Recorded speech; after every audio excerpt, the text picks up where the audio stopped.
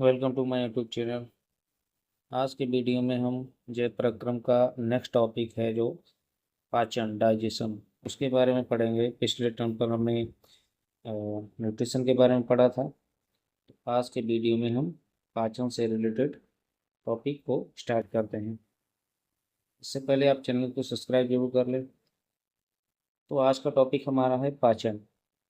पाचन किसे कहते हैं? पाचन जटिल व अघुलनशील खाद्य पदार्थों को भौतिक एवं रासायनिक क्रियाओं के द्वारा घुलनशील पदार्थों में बदलने की क्रिया को हम पाचन कहते हैं। तो इस क्रिया में क्या होता है, जो बड़े और जटिल पदार्थ होते हैं जैसे प्रोटीन है, कार्बोहाइड्रेट है, फैट है, तो उसके वो जो बड़े पदार्थ होते हैं उनको डाइजेशन की प्रक्रिया में एंजाइम की सहायता से पाचक रस की मदद से छोटे छोटे अणुओं में बदला जाता है। तो इस क्रिया को हम डाइजेशन कहते हैं। खाद्य पदार्थों को पचाने के लिए विभिन्न प्रकार के एंजाइम और पाचक रस काम करते हैं। तो इन खाद्य पदार्थों को पचाता कौन है? कई प्रकार के एंजाइम होते हैं और साथ ही साथ इसमें पाचक रस भी होता है जो भोजन को पचाने के काम में लिया जाता है। अगला जो हेडिंग है, मनुष्य की आहार नाल में पाचन। तो मनुष्य की आहार नाल में पाचन दो प्रकार से होता है, दो प्रक्रियाएं चलती हैं। इसमें पहली प्रक्रिया है यांत्रिक पाचन, जिसको हम मैकेनिकल डाइजेशन कहते हैं, और दूसरा है रासायनिक पाचन। तो रासायनिक पाचन को हम केमिकल डाइजेशन कहते हैं। यांत्रिक पाचन और रासायनिक पाचन दोनों में अंतर होता है। यांत्रिक पाचन में जैसे हमारा भोजन को चबाना, भोजन को निगलना, ये सारी क्रियाएं आ जाती हैं, और रासायनिक पाचन में हमारा क्या आता है? एंजाइम आता है। एंजाइम जब भोजन पर कार्य करता है, पाचक रस काम करते हैं, तो उसको हम केमिकल डाइजेशन कहते हैं। तो मनुष्य में भोजन का पाचन मुख से ही शुरू हो जाता है।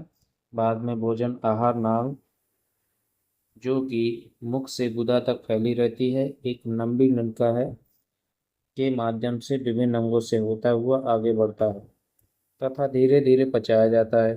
पाचक ग्रंथियां एंजाइम और पाचक रसों का स्रावण करती हैं, जिसकी सहायता से भोजन पचता है।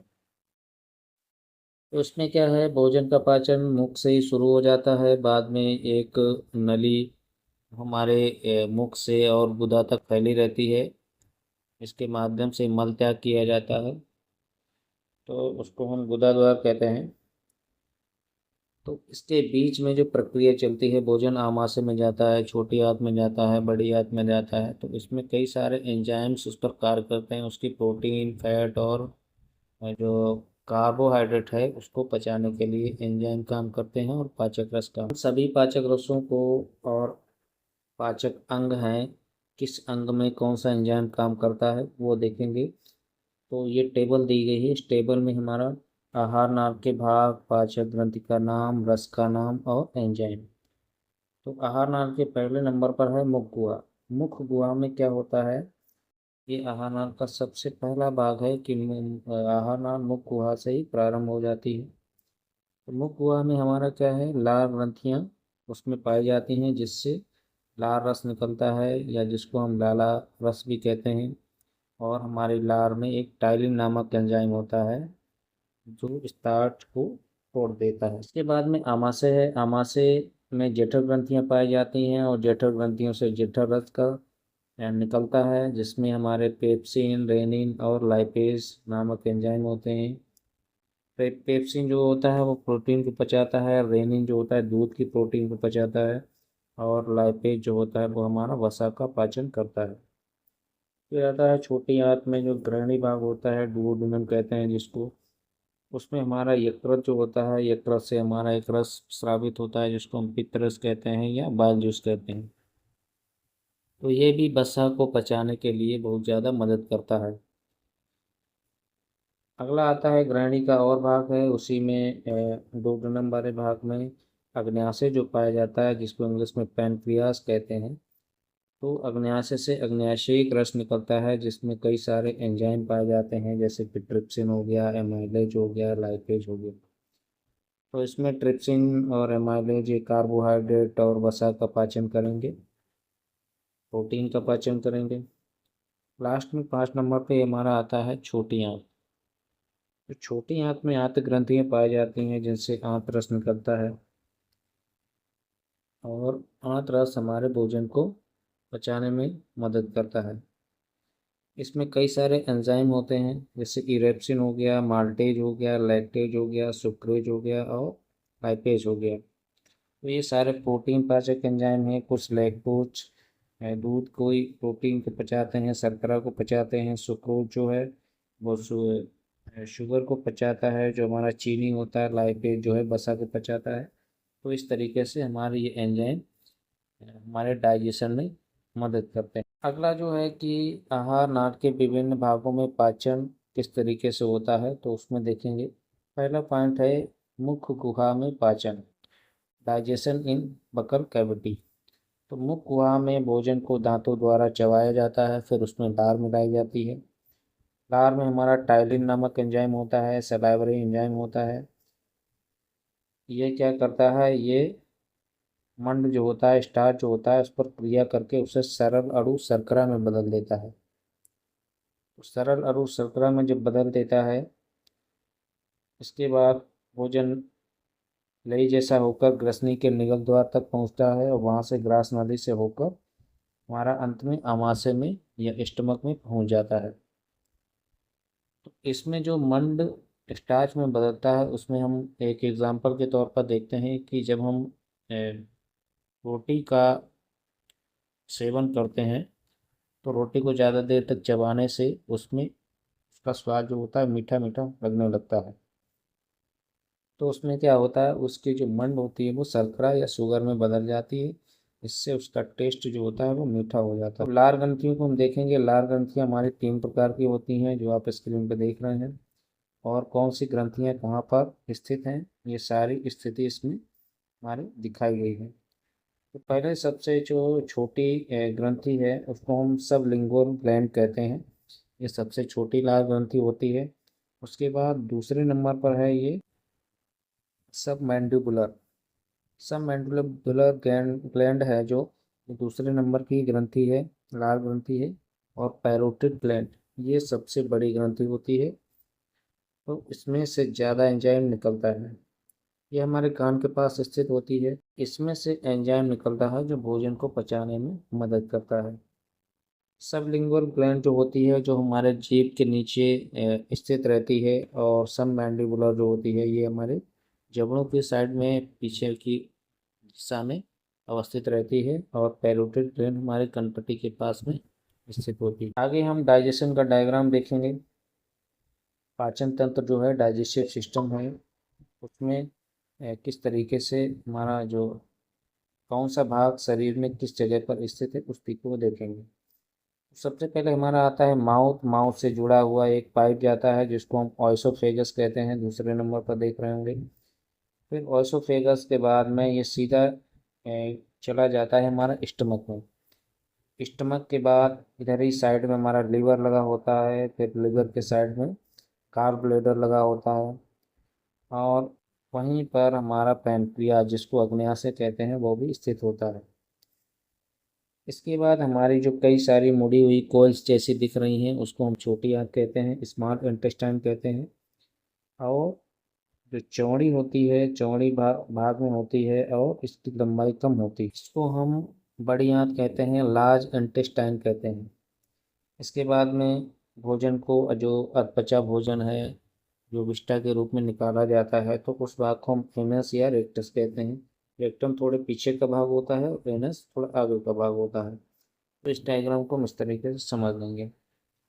जब भी पाचन का क्वेश्चन आता है तो उसमें ये डायग्राम आपको बनाना पड़ेगा। उसके बाद हम देखते हैं कि आमाशय में पाचन। आमाशय में पाचन, जब भोजन पहुंच जाता है तो आमाशय में पाचन किस तरीके से होता है। आमाशय में लगातार क्रमाकुंचन गति होती रहती है, जिसके कारण भोजन पिसता रहता है। और उसमें आमाशय में हमारी जठर ग्रंथियां पाई जाती हैं, जिससे जठर रस निकलता रहता है और भोजन में मिलता रहता है। जठर रस में हाइड्रोक्लोरिक एसिड होता है। इसके अतिरिक्त प्रोपेप्सिन तथा प्रोरेनिन नामक एंजाइम भी पाए जाते हैं। क्या करता है, भोजन में जो भी बैक्टीरिया वायरस पहुंचते हैं, जो भी जर्म्स पहुंचते हैं, उनको मार देता है और भोजन को सड़ने से बचाता है। साथ ही साथ ये जो प्रोपेप्सिन और प्रोरेनिन एंजाइम हैं, ये हमारे इनएक्टिव अवस्था में पाए जाते हैं, ये सक्रिय नहीं होते हैं। तो इनको सक्रिय करने के लिए HCl काम करता है। HCl इन एंजाइम को सक्रिय बनाता है। इसके बाद में हम देखते हैं कि HCl का काम क्या है। इस तरीके से हम देख रहे हैं। HCl क्या करता है, अम्लीय माध्यम बनाकर प्रो एंजाइम को सक्रिय बनाता है। जो भी प्रो एंजाइम होते हैं, साथ ही भोजन को सड़ने से बचाता है। HCl भोजन के साथ आए बैक्टीरिया को नष्ट करता है। तो ये सारे HCl के काम हैं। इसके बाद प्रोपेप्सिन जो होता है, जब HCl के साथ इसकी क्रिया होती है तो ये पेप्सिन में बदल जाता है, और प्रोरेनिन HCl से क्रिया करके रेनिन में बदल जाता है। इसके बाद जठर ग्रंथियां जो होती हैं, स्टमक आमाशय में जो ग्रंथियां होती हैं, ये श्लेष्मा का आवरण बनाती हैं। एक लार जैसा चिपचिपा पदार्थ होता है, उसका हमारे आमाशय के चारों ओर आवरण बन जाता है, कवर बन जाता है। इसके बाद इन क्रियाओं के बाद भोजन लेई जैसा बन जाता है। जब भोजन लेई जैसा बन जाता है तो उस अवस्था को हम कायम कहते हैं। इसके बाद भोजन आपका ये ग्रहणी में पहुंचता है, और ग्रहणी में जाने के बाद ये आगे की पाचन क्रिया में कार्य करता है। उससे पहले हम देखते हैं कि लीवर किस तरीके से है। हमारा स्टमक जो डाइजेस्टिव सिस्टम में कौन कौन से भाग हैं, वो लीवर हो गया। लीवर हमारे शरीर की सबसे बड़ी ग्रंथि होती है, जिसको हम यकृत कहते हैं। उसके साथ ही स्टमक लगा हुआ है, आमाशय हो गया, और लीवर से जुड़ी एक संरचना पाई जाती है जिसको पित्ताशय या गॉल ब्लैडर कहते हैं। और इसमें पैनक्रियाज और ड्यूडेनम जो कि एक छोटी आंत का भाग है। पैनक्रियाज भी एंजाइम को सिक्रेट करता है, कई सारे पाचक एंजाइम जो होते हैं उनको निकालता है। तो भोजन जब ग्रहणी में पहुंच जाता है तो उसके बाद ग्रहणी में क्या होता है, ग्रहणी में पाचन, डाइजेशन इन डुओडेनम। ग्रहणी को हम इंग्लिश में डुओडेनम कहते हैं। ग्रहणी में काइम जो बनता है, उसमें पित्तरस और बाद में अग्न्याशयिक रस मिलाया जाता है। तो जो काइम ग्रहणी में आमाशय से पहुंचता है, उसमें सबसे पहले क्या मिलाया जाएगा, पित्तरस जो कि लीवर से निकलता है, और अग्न्याशयिक रस जो कि पैनक्रियाज या अग्न्याशय से निकलता है। पित्तरस कैसा होता है, क्षारीय होता है, और ये भोजन की अम्लता को दूर कर देता है, तथा अग्न्याशयिक रस तो एंजाइम को क्रियाशील कर देता है। पैनक्रियाटिक जूस में मुख्य 3 एंजाइम होते हैं, उनके बारे में हम पढ़ेंगे। सबसे पहला एंजाइम है ट्रिप्सिन। ट्रिप्सिन क्या करता है, जो आमाशय में प्रोटीन पच नहीं पाता है, उस प्रोटीन को पेप्टोन्स में पचाकर अमीनो अम्ल में बदल देता है। प्रोटीन को तोड़ता है पेप्टोन्स और प्रोटीओजेज में, और लास्ट में ये अमीनो अम्ल में बदल जाता है। इसके बाद एमाइलोप्सिन जो एंजाइम होता है, ये विभिन्न प्रकार की शर्कराएं जो होती हैं उनका जो मंड होता है और शर्कराएं होती हैं उनको ग्लूकोज में बदल देता है। ग्लूकोज में बदलने के बाद में इसमें एक और एंजाइम होता है स्टीएप्सिन। स्टीएप्सिन क्या करता है, ये वसाओं पर क्रिया करके उन्हें वसीय अम्ल और ग्लिसरॉल में बदल देता है। तो जो भी फैट होती है, जो वसा होती है, वो जब टूटती है तो उसमें से 2 अणु बनते हैं, वसीय अम्ल बनता है और क्या बनता है, ग्लिसरॉल बनता है। बाकी जो पाचन है वो क्षुद्रांत जिसको इलियम कहते हैं उसमें पूरा किया जाता है। उसके बाद हम देखते हैं क्षुद्रांत में पाचन या इलियम में डाइजेशन, जो स्मॉल इंटेस्टाइन का भी एक भाग है।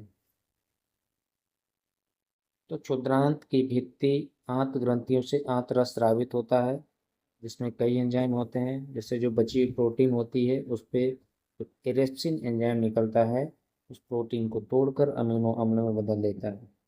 इसके बाद शर्करा जो होता है, शर्करा पे हमारा माल्टेज है, इन्वर्टेज है, लैक्टेज है। जिस प्रकार की शर्करा होती है उस प्रकार की शर्करा को ये एंजाइम ग्लूकोज में तोड़ देता है, ग्लूकोज में बदल देता है। वसा को कौन तोड़ता है, वसा का डाइजेशन करता है लाइपेज एंजाइम, जो वसीय अम्ल और ग्लिसरॉल में बदल देता है। इसके बाद में हम देखते हैं कि अग्न्याशय जो है, अग्न्याशय के क्या क्या विशेष कार्य हैं।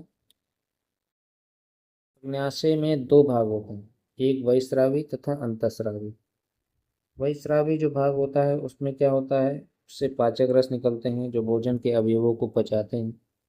और अंतःस्रावी भाग में दो प्रकार की कोशिकाएं पाई जाती हैं। पहली कोशिकाएं होती हैं अल्फा कोशिकाएं, दूसरी बीटा कोशिकाएं। अल्फा कोशिकाओं से ग्लूकेगॉन निकलता है और बीटा कोशिकाओं से इंसुलिन हार्मोन निकलता है। ग्लूकेगॉन का काम क्या होता है?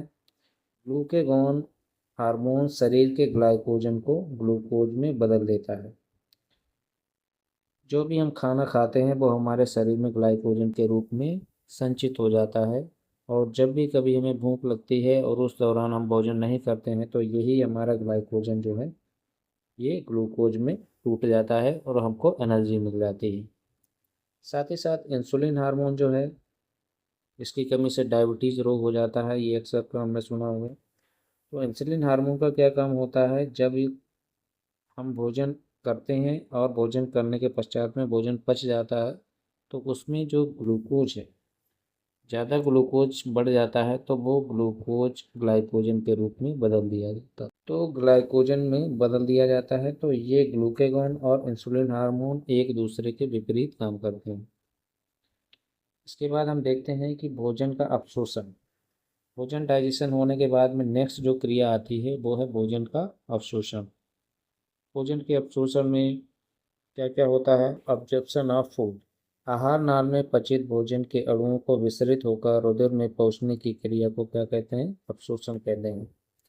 तो जो भी भोजन पच जाता है उसमें अणुओं का अवशोषण कर लिया जाता है और उन अणुओं को ब्लड में मिला लिया जाता है। यही क्रिया क्या कहलाती है? अवशोषण कहलाती है या अब्जॉर्प्शन कहलाती है।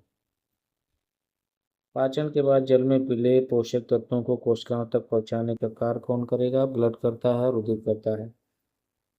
इसके बाद एंडिंग आती है भोजन का स्वांगीकरण। भोजन के अवशोषण के बाद में ये क्रिया जो है स्वांगीकरण, इसमें क्या होता है? इसको इंग्लिश में हम एसिमिलेशन ऑफ फूड कहते हैं। बचे हुए भोजन का अवशोषण के पश्चात जैविक क्रियाओं में उपयोग होना स्वांगीकरण कहलाता है। जो पचा हुआ भोजन होता है, यहाँ पे बचे नहीं लिखा है, पचा हुआ भोजन है, थोड़ा सा वर्ड यहाँ पर सही कर लेंगे। जो भोजन पच जाता है उसके बाद उसका अवशोषण कर लिया जाता है और शरीर में संचित कर लिया जाता है।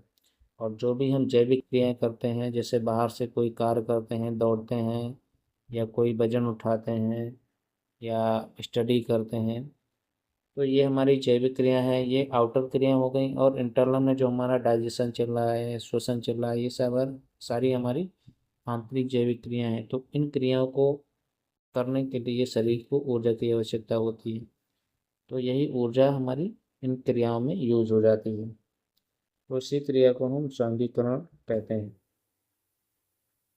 साथ में शारीरिक वृद्धि एवं टूट फूट की मरम्मत के लिए ये क्रिया कैसी होती है? आवश्यक होती है। इसके बाद हेडिंग आता है मल विसर्जन या वैक्षेपण, इसको हम इजेशन कहते हैं। भोजन के पच जाने के बाद में उसमें जो अधपचा भोजन रह जाता है, जो भोजन पच नहीं पाता है, तो उसको मल के रूप में शरीर से बाहर निकाल दिया जाता है। तो मल विसर्जन या वैक्षेपण, जिसको इंग्लिश में इजेशन कहते हैं, इसको क्या कहते हैं? शरीर से अपच पदार्थ या मल को बाहर निकालने की क्रिया को मल विसर्जन कहते हैं। मल विसर्जन से पहले अपच भोजन में से दीर्घ रोमों द्वारा अधिकांश जल का अवशोषण कर लिया जाता है। जो हमारे आँत के अंदर छोटे छोटे रोम जैसे सदस्य संरचनाएं पाई जाती हैं, जिनको बिलाई कहते हैं, उनके माध्यम से बड़ी आंत में जल का अवशोषण कर लिया जाता है, जिससे हमारे शरीर में जल की कमी ना हो सके। इसके बाद हम आते हैं दांत के प्रकार। तो मनुष्य में कितने प्रकार के दांत पाए जाते हैं? दांत के प्रकार हमारे चार होते हैं। ये कौन कौन से हैं? पहला है कृंतक, जिसको इंग्लिश में हम इंसाइजर कहते हैं।